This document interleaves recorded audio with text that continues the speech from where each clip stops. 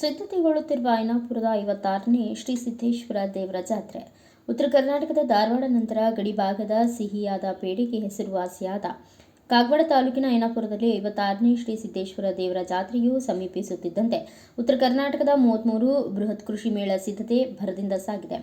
ಧಾರವಾಡ, ಹುಬ್ಬಳ್ಳಿ, ಬೆಳಗಾವಿ, ಬಾಗಲಕೋಟ್, ಗೋಕಾಕ್, ಮಹಾರಾಷ್ಟ್ರದ ಸಾಂಗ್ಲಿ, ಕೊಲ್ಲಾಪುರ, ಪುಣೆ, ಈಚಲಕರಂಜಿ, ದೇಶದ ವಿವಿಧ ಭಾಗಗಳಿಂದ ಕಂಪನಿಗಳು ಬರುತ್ತವೆ. ಇಲ್ಲಿನ ಸರ್ಕಾರಿ ಕನ್ನಡ ಗಂಡು ಮಕ್ಕಳ ಶಾಲಾ ಮೈದಾನದಲ್ಲಿ ಜನವರಿ 14ರಿಂದ 18ರವರೆಗೂ 5 ದಿನಗಳ ಕಾಲ ನಡೆಯುವ ಬೃಹತ್ ಕೃಷಿ ಮೇಳ 2026ರ ಕಾರ್ಯಕ್ರಮದ ಸಿದ್ಧತೆಗಳು ಅಂತಿಮ ಹಂತದಲ್ಲಿವೆ.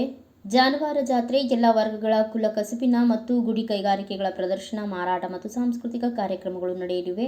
ತರಕಾರಿ, ಹಣ್ಣು ಹಂಪಲುಗಳು ಮಾರಾಟ, ವಿಷಮುಕ್ತ ಆಹಾರ ವಸ್ತುಗಳ ಮಾಹಿತಿ, ಮಣ್ಣು ಪರೀಕ್ಷೆ ಮಾಡಿ ಅವಕಾಶ ಮಾಡಿಕೊಡಲಾಗುವುದು. 5 ದಿನಗಳ ಕೃಷಿ ಮೇಳದ ವಿವಿಧ ಧಾರ್ಮಿಕ ಮತ್ತು ಸಾಮಾಜಿಕ ಮುಖಂಡರು, ಕೃಷಿ ತಜ್ಞರು, ಸಂಪನ್ಮೂಲ ವ್ಯಕ್ತಿಗಳು, ರಾಜಕೀಯ ಮುಖಂಡರು ಭಾಗವಹಿಸಲಿದ್ದಾರೆ. ಕೃಷಿ ಕುರಿತು ಚಿಂತನಾ ಮಂಥನ ನಡೆಯಲಿದೆ. ಕೃಷಿ ಮೇಳಕ್ಕೆ ಬರುವ ವಾಹನಗಳ ನಿಲುಗಡೆಗಾಗಿ ಪಾರ್ಕಿಂಗ್ ವ್ಯವಸ್ಥೆ ಮಾಡಲಾಗಿದೆ.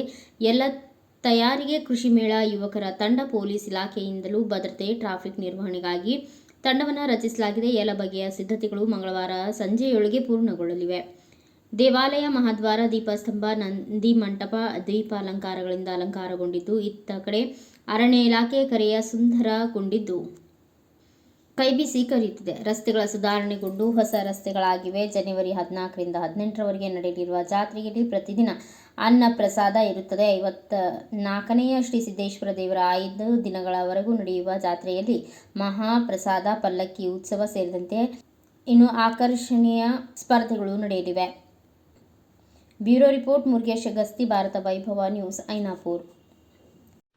Thanks for watching. Read, discuss and debate with editor Dr. Yan Prashant Rao. Wanted reporters in print, digital and visual media for Bharat Vaibhav Daily Newspaper, BV News 5 Channel and BV Fast Web News from all the talukas of Karnataka, Goa and Maharashtra. If interested, send your resume to 9019229369.